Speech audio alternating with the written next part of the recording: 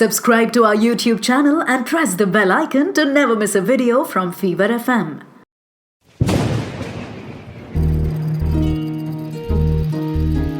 बूंदों से बातें,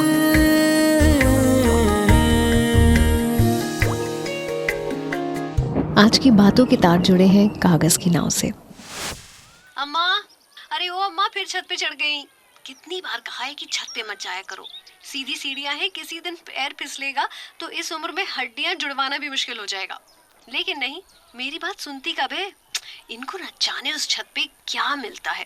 पापा, आप ना यहाँ पर गेट लगा दो और चाबी अपने पास रखना, फिर देखता हूँ कैसे जाएंगे छत पे। त्रिपाठी सदन में आए दिन अम्मा की वजह से पूरे घर में कोहराम मचता था। अम्मा यानी मोहन की दादी, कहने को तो वो करीब 70 बरस की थी, लेकिन हरकतें उनकी किसी बच्चे से कम नहीं थी। मोहन के पापा कुछ 7-8 साल पहले ही विदेश से लौटे थे, हमेशा के लिए। माँ बचपन में ही गुजर गई। मोहन जब 2 साल का था तब से वो अम्मा के साथ रहता था। पापा के ऊपर घर की, मोहन की, पैसा कमाने की जिम्मेदारी थी, जिसकी वजह से उन्होंने विदेश में नौकरी करने का और अपने छोटे से बच्चे से दूर होने का फैसला लिया। शुरू में हर बच्चे की तरह माता पिता की कमी बहुत खलती थी मोहन को, पर अम्मा ने दोनों का रोल बहुत अच्छे तरीके से निभाया। वो उसकी दादी कम दोस्त ज़्यादा थी। स्कूल में क्या हुआ, टीचर ने किस बात पे डांटा, किससे उसकी लड़ाई हुई, कंपटीशन जीतने पर उसे कैसा लगा, एनुअल फंक्शन की उसकी तैयारी कैसी होंगी, इन सब का ख्याल सिर्फ अम्मा को था। पापा तो बस हर महीने पैसे और प्यार भेज दिया करते थे। अम्मा ने मोहन के लिए अपना सारा समय दे दिया। उसकी पढ़ाई की वजह से रिश्तेदारों के घर आना जाना भी बंद हो गया।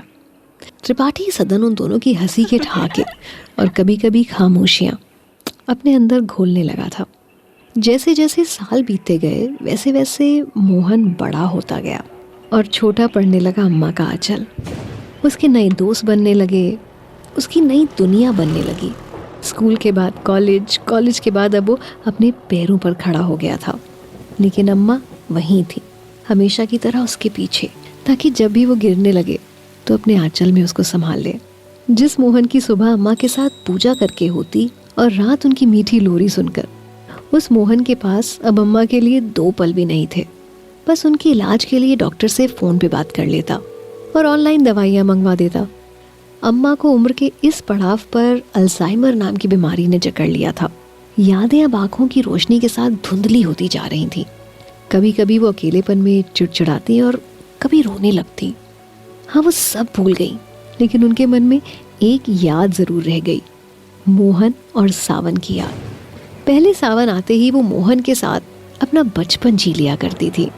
तेज बारिश में दोनों दोस्त झूम कर नाचते, अपनी कागज की रंग बिरंगी नाव पानी में तैराते, और वो एक दूसरे के लिए काफ़ी था। इस बात की वो दिल खोल कर खुशी मनाते। सावन तो हर साल आता है, लेकिन अब कुछ बरसों से अम्मा की वो खुशी संग नहीं लाता, जिसका इंतज़ार वो हर बार कागज़ की नाव बनाकर करती थी। हम अक्सर भूल जाते हैं कि ज़िंदगी की स्याही हमारे लिए रंग ज़रूर भर रही है, लेकिन हमारे अपनों के लिए कहीं ना कहीं ख़त्म हो रही है। उन्हें हमारे प्यार के कुछ रंग चाहिए जीने के लिए। आम दिनों की तरह आज त्रिपाठी सदन में अम्मा की वजह से कोहराम नहीं, बल्कि गहरा सन्नाटा पसरा पड़ा था। छत के रास्ते में गेट लगा था। हॉल में अम्मा की उस समय की तस्वीर टंगी थी जो मोहन के स्कूल के एक फंक्शन के दौरान उन्होंने सिर्फ उसकी जिद पूरी करने के लिए खिंचवाई थी। उस तस्वीर पर हार चढ़ा था, बस पीछे रह गई सालों से संजोई रंग बिरंगी कागज की नाव। ये थी बूंदों से बातें, conceptualized by Vijay, written by Vartika, mix किया है अंकित ने और आवाज मेरी यानी पूजा की है। आपको ये कहानी कैसी लगी हमें कमेंट करके बताइएगा जरूर। हमारे सोशल मीडिया हैंडल्स हैं HT Smartcast और Fever FM ऑफिशियल। हम फेसबुक, इंस्टाग्राम, ट्विटर, यूट्यूब और क्लब हाउस पर भी मौजूद हैं। बूंदों से बातें।